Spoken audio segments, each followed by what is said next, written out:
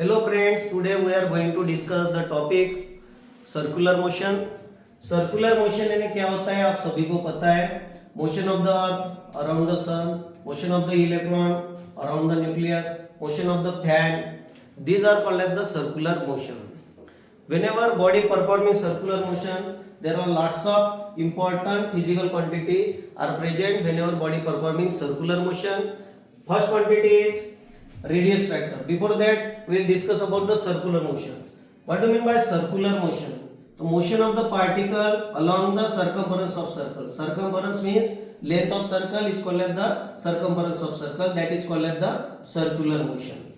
Circular motion में basic concept कौन से आते हैं? तो सबसे पहले आता है रेडियस वेक्टर. तो रेडियस वेक्टर किसको बोलेंगे? Radius vector means the vector drawn from the center of the circle to the position of the particle, that is called as the radius vector.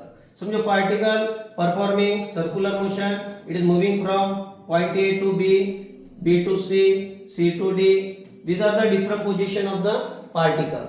So at that time radius vector changes because radius vector is a one kind of vector. If the position of the particle changes, it means that direction of the particle changes, therefore the radius vector changes. ये हो गया radius vector. Another quantity is angular displacement. Angular displacement यानी क्या होता है? Angular displacement means आपने सुना होगा angular displacement यानी one kinds of angle. तो angular displacement यानी one kinds of angle. Angle described by radius vector. जो एंगल प्रोड्यूस होता है रेडियस वेक्टर के कारण कहां पे?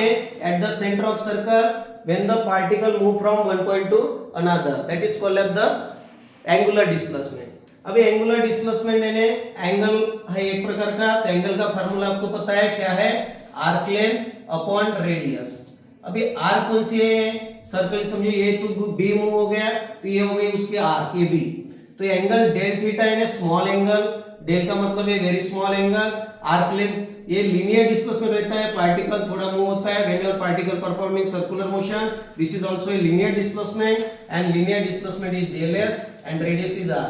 तो डेल एस यानी क्या होता है? R into del theta. इसका मतलब है ये एक रिलेशन बन गया linear displacement equal to radius into angular displacement.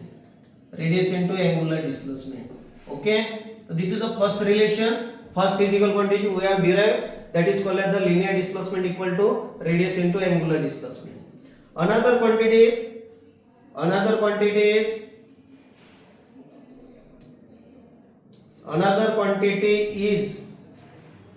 angular velocity. अभी angular velocity यानी क्या होगा? Angular velocity यानी rate of change of angular displacement with respect to time. This is the angular velocity. अभी हम लोगों ने एंगुलर वेलोसिटी का जो एक्सप्रेशन लीनियर वेलोसिटी का देखा, लीनियर डिस्प्लेसमेंट का देखा. Linear displacement equal to radius into angular displacement. If we differentiate with respect to time और divide by small interval of time del T, तो del S upon del T is equal to R into del theta upon del T. Okay, तो linear displacement with respect time यानी क्या होता है? Velocity. Angular displacement with respect to time यानी angular velocity. This is another relation.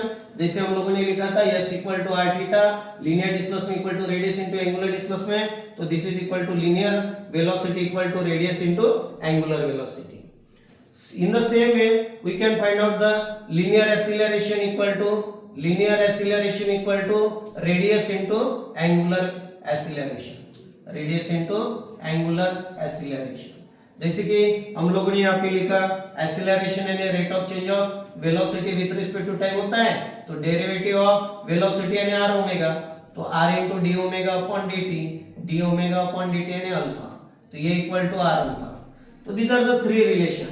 linear displacement equal to radius into angular displacement, linear velocity equal to radius into angular velocity, and linear acceleration equal to radius into angular acceleration. These are the three relations that is always along the tangent.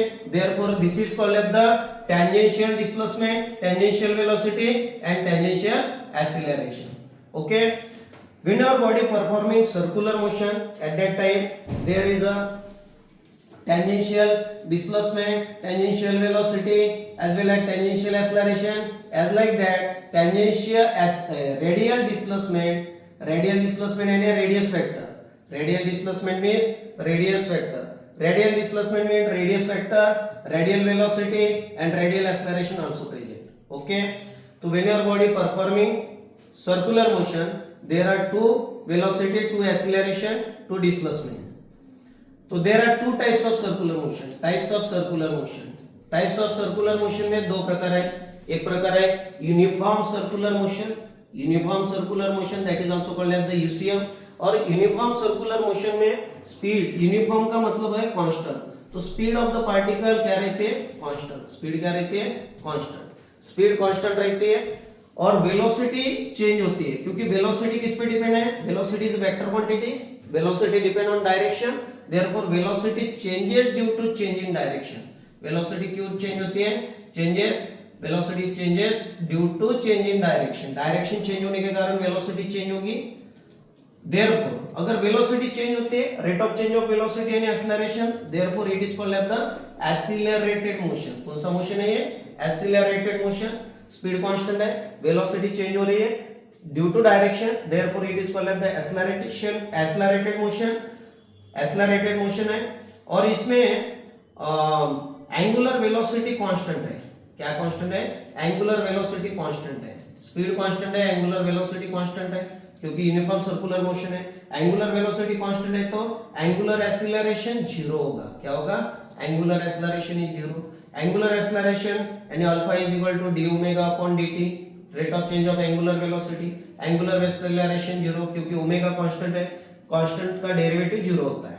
Angular acceleration zero है इसलिए यहाँ पे tangential acceleration भी zero है. कौन सा acceleration zero है? Tangential acceleration is zero. अभी टेंजेंशियल एक्सीलरेशन जीरो है. टेंजेंशियल एक्सीलरेशन का फार्मूला हम लोगों ने निकाला s equal to r theta, v equal to r omega, a equal to r alpha. Therefore alpha zero है तो टेंजेंशियल एक्सीलरेशन जीरो है. अगर टेंजेंशियल एक्सीलरेशन जीरो है, टेंजेंशियल फोर्स भी जीरो है क्योंकि force equal to mass into acceleration. और tangential force zero है इसलिए वर्डन ड्यू टू टेंजेंशियल फोर्स भी जीरो है. क्योंकि क्या होता है? वर्डन यानी क्या होता है? वर्डन का फार्मूला फोर्स इनटू डिस्प्लेसमेंट है तो टेंजेंशियल फोर्स जीरो है तो वर्डन जीरो है. तो these are the basic quantity.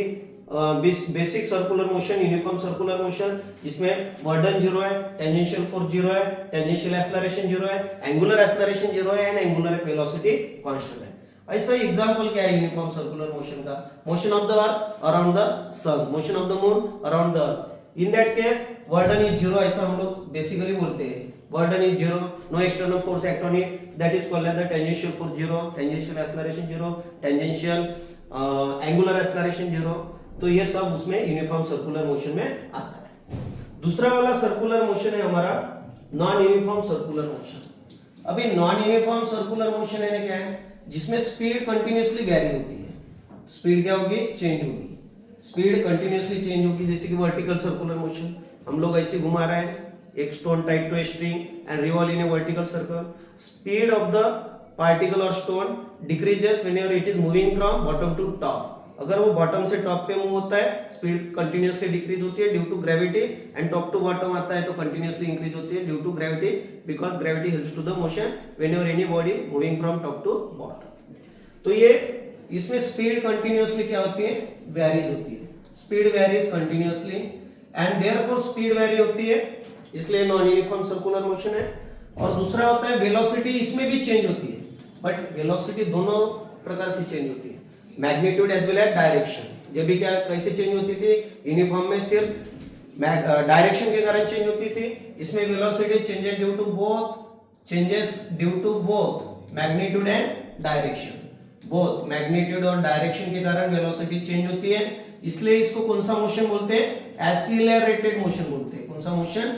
Accelerated. Actually uniform circular motion is also accelerated motion and non uniform भी एक्सीलरेटेड मोशन.